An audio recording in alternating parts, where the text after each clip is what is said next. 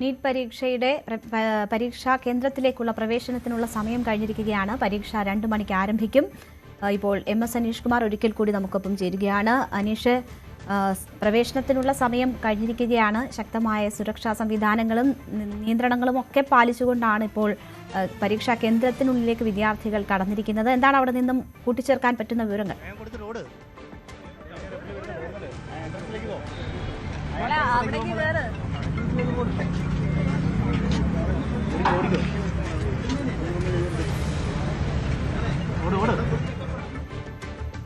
അവസാനം എത്തിയ കുട്ടിയെയും കയറ്റി വിടുന്നതാണ് നമ്മൾ ദൃശ്യങ്ങളിൽ കാണുന്നത്.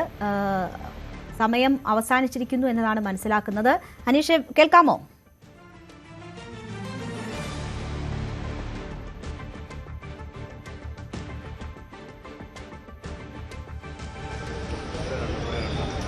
വലിയ പ്രതിഷേധങ്ങൾ നടക്കുകയാണ്. നീറ്റ് പുനഃപരീക്ഷ നടക്കുകയാണ്. അതിനുള്ള പരീക്ഷാ കേന്ദ്രങ്ങളിലേക്ക് കടക്കാനുള്ള സമയം പൂർത്തിയായിരിക്കുന്നു. വിദ്യാർത്ഥികൾ പരീക്ഷാ കേന്ദ്രങ്ങളിലാണ്. 2 മണിയോടുകൂടി പരീക്ഷ ആരംഭിക്കും. വൈകിട്ട് 5 മണിവരെയാണ് പരീക്ഷ. നമുക്കറിയാം, ജന്തർ മന്ദറിൽ ഇപ്പോഴും CJPയുടെ നേതൃത്വത്തിൽ പ്രതിഷേധ സമരം നടക്കുകയാണ്. വിദ്യാഭ്യാസ മന്ത്രി ധർമ്മേന്ദ്ര പ്രധാന്റെ രാജി ആവശ്യപ്പെട്ടുകൊണ്ടുള്ള പ്രതിഷേധമാണ് രാജ്യ തലസ്ഥാനത്ത് നടക്കുന്നത്. അതേസമയം കുട്ടികൾ വീണ്ടും പരീക്ഷാ ഹാളിലേക്ക് എത്തിയിരിക്കുന്നു.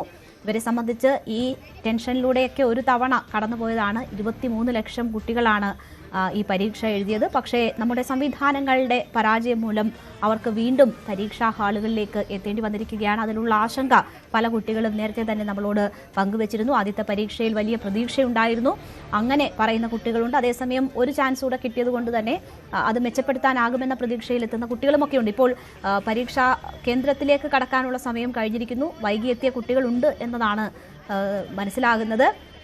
അനീഷ് അവിടെ നിന്ന് ചേരുന്നുണ്ട്. അനീഷ്, സമയം കഴിഞ്ഞു, വൈകിയെത്തിയ കുട്ടികളുണ്ട് എന്ന് തോന്നുന്നു. എന്താണ് ആ പരീക്ഷാ കേന്ദ്രത്തിൽ കാണാൻ കഴിയുന്നത്?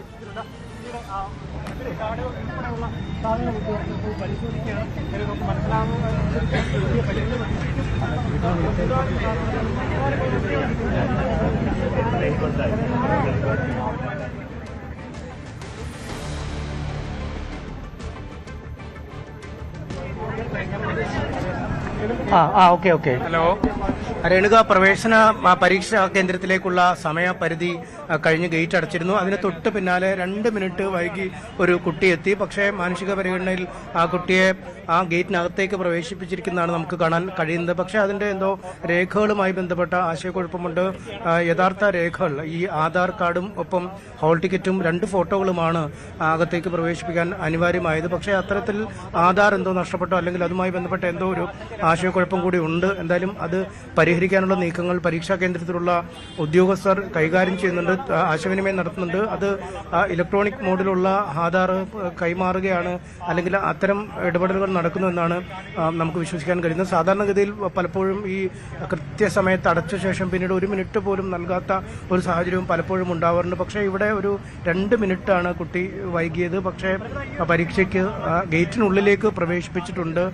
കുട്ടി ഇപ്പോഴും അകത്ത് നിൽക്കുന്ന കാഴ്ച നമുക്ക് കാണാൻ കഴിയേണ്ടുന്നുണ്ട്. എന്താണ് ഒരു തീരുമാനം, അല്ലെങ്കിൽ പരീക്ഷാ ഹാളിനുള്ളിലേക്ക് ആ കുട്ടിയെ കടത്തിവിടുമോ അല്ലെങ്കിൽ മറ്റ് എന്താണ് അതിൻ്റെ ഫോർമാലിറ്റികൾ എന്നതിനെക്കുറിച്ച് ഇപ്പോഴും നമുക്ക് വ്യക്തമാവുന്നില്ല. പുറത്തുനിന്ന് എന്തായാലും ഗേറ്റിനകത്തേക്ക് കുട്ടിക്ക് പ്രവേശിക്കാൻ കഴിഞ്ഞിട്ടുണ്ട് എന്നാണ് മനസ്സിലാക്കാൻ കഴിയുന്നത്. മറ്റ് ആളുകൾ കാര്യമായി കൂടുതൽ കുട്ടികൾ ഈ പരീക്ഷയുടെ സമയപരിധി കഴിഞ്ഞിട്ടും എത്തിയിട്ടില്ല. സാധാരണഗതിയിൽ പലപ്പോഴും ഈ പരീക്ഷാ കേന്ദ്രങ്ങളിൽ ഇത്തരം കാഴ്ചകൾ പതിവാണ്. ഈ സമയപരിധി അവസാനിച്ച ശേഷം എത്തിയാൽ പിന്നീട് ഉദ്യോഗസ്ഥർ കയറി അനുവദിക്കാതിരിക്കുകയും വലിയ വൈകാരികമായ രംഗങ്ങൾക്കൊക്കെ പലപ്പോഴും സാക്ഷ്യം വഹിക്കുകയും ചെയ്യുന്ന ഒരു സാഹചര്യമുണ്ട്. ഇത് 11 മണി മുതൽ തന്നെ ഈ കുട്ടികൾക്ക് പ്രവേശിക്കാനുള്ള ഒരു സമയമുണ്ടായിരുന്നു. അത് 1:30 വരെയാണ് ആ സമയപരിധി ഉണ്ടായിരുന്നത്. ഏതാണ്ട് 2-2.5 മണിക്കൂർ 2-3 മണിക്കൂർ അടുത്തേക്ക് ഈ പ്രവേശിക്കാൻ ഉള്ള സമയപരിധി ഉണ്ടായിരുന്നു. പക്ഷേ പലപ്പോഴും പലവിധ സാഹചര്യങ്ങളാൽ വൈകുന്ന കാണാറുണ്ട്. വാഹന തടസ്സമുണ്ടാവാം, ചിലപ്പോൾ കൃത്യസമയത്ത് ട്രെയിൻ എത്തിച്ചേരാൻ കഴിയാത്ത, അങ്ങനെ പലവിധ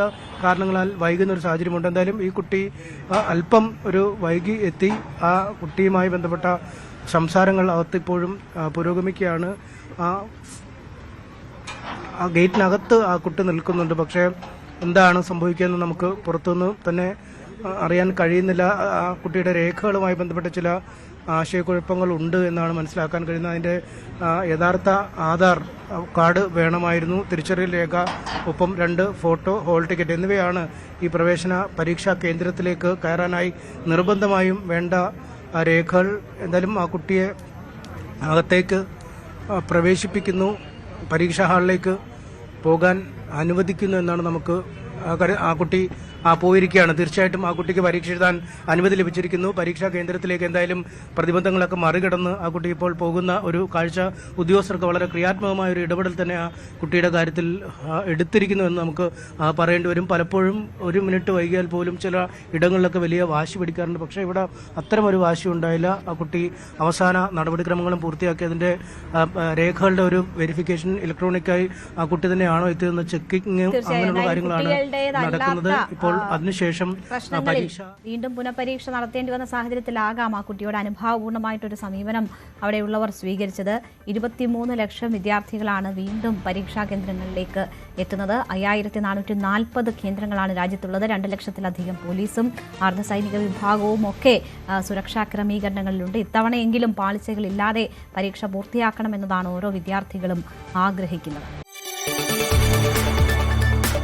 കൂടുതൽ വാർത്തകൾക്ക് news 18 Keralam YouTube channel subscribe ചെയ്യുക.